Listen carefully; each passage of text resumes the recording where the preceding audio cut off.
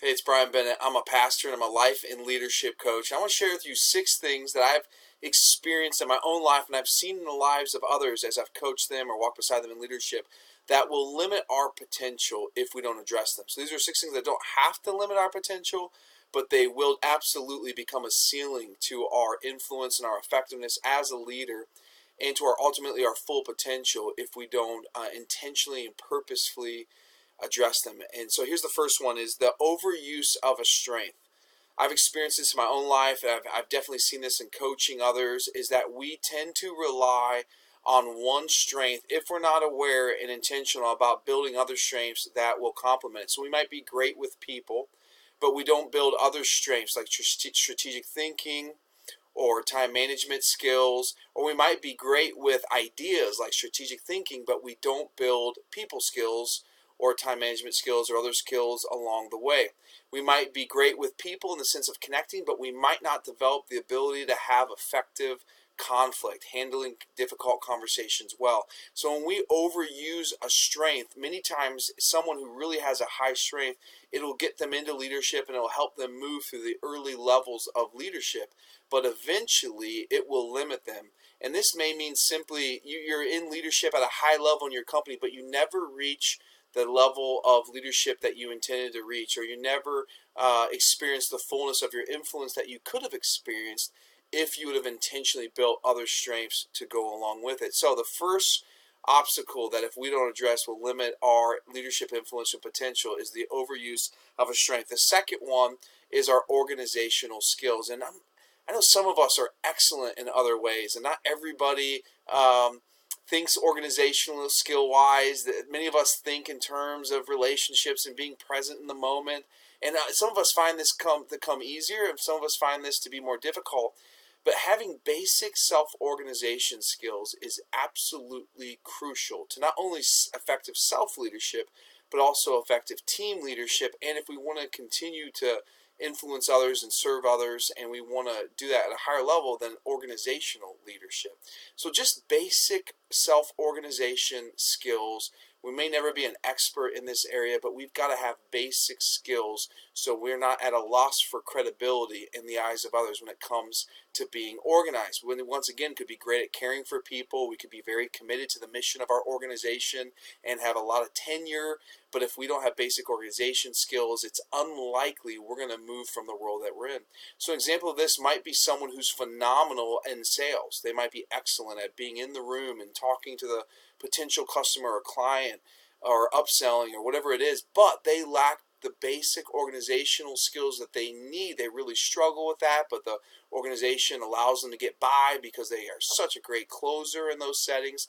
And so for that person, it's difficult to transition if they want to be a manager of other sales people. It's difficult because they don't have the credibility of someone who has their organizational skills to get. Or worse, they get promoted without anyone speaking into that area of growth, and then they flame out. And so now the company's lost a phenomenal salesperson, which is called the Peter Principle, because they didn't help them develop the other skills that they needed to develop along the way.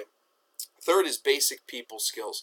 Once again, some of us are just better with ideas. We're better thinking conceptually.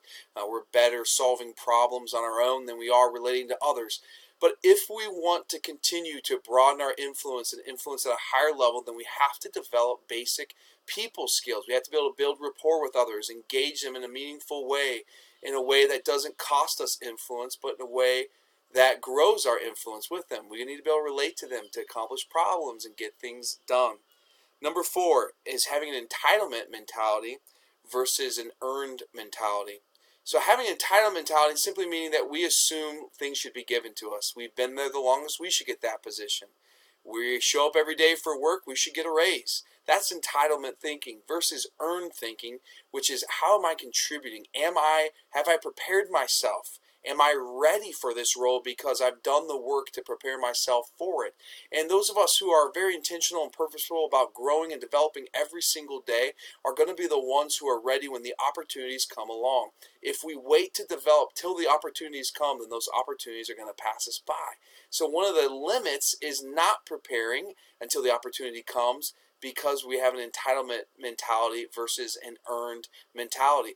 Do we look at opportunities in the future and think, I need to prepare today for those opportunities? I've got to earn the right to lead in the eyes of others, not just have I shown up for work for the last 15 years. That's a big difference. And it might seem simple, and we might even laugh at that one a little bit, but there's clear examples of that, and it's easy for us to think that.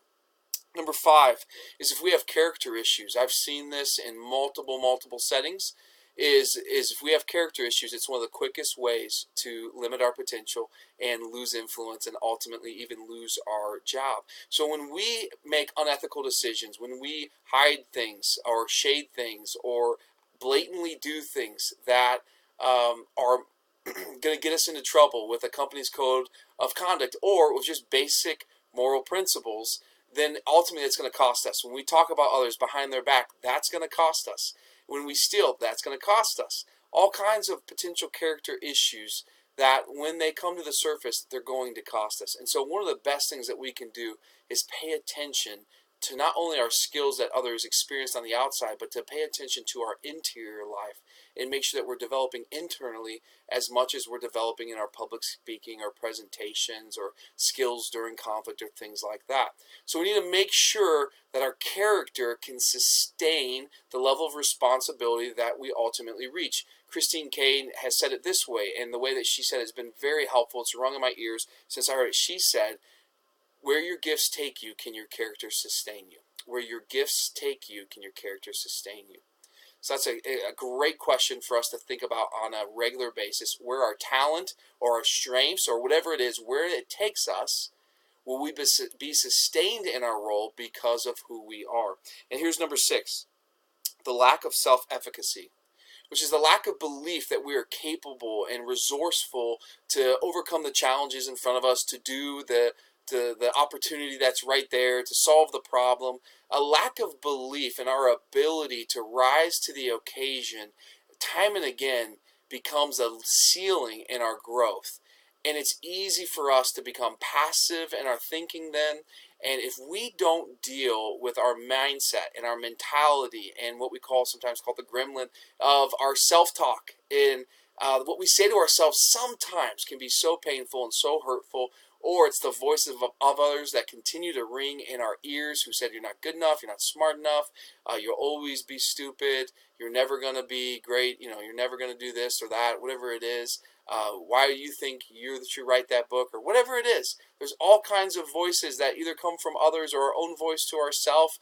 And if we allow those voices to determine our self-efficacy, then it's going to limit our potential. And so one of the keys for us, if we're going to reach our potential, and if we're going to continue to grow and develop through the different stages of growth and development for us, there's different levels of growth that we'll hit, and then we'll have to sort things out and then hit another stage of growth and sort things out and go through some challenges and opportunities and get another stage of growth. The only way that's going to happen is if we believe that we're going to be able to rise to those moments as they come. And so if we allow the voices of fear and insecurity and shame to win out in our lives, then we're going to play it safe, we're going to hold back, and we're going to stay stuck. But if we're willing, as Chris McCluskey has said, trains coaches with PCCI, to feel the fear and do it anyway. Feel the fear and do it anyway. If we're willing to feel the fear and do it anyway, then we'll find ourselves growing, stretching, failing, and learning, and through it all, we'll be developing into the fullness of what we're capable of developing into, in our potential, with our skillfulness, with our abilities, with serving others around us on the team. Those have been 6 things that can limit us. There might be others. I'd encourage you to share other ones in the comment section of where you find the video posted.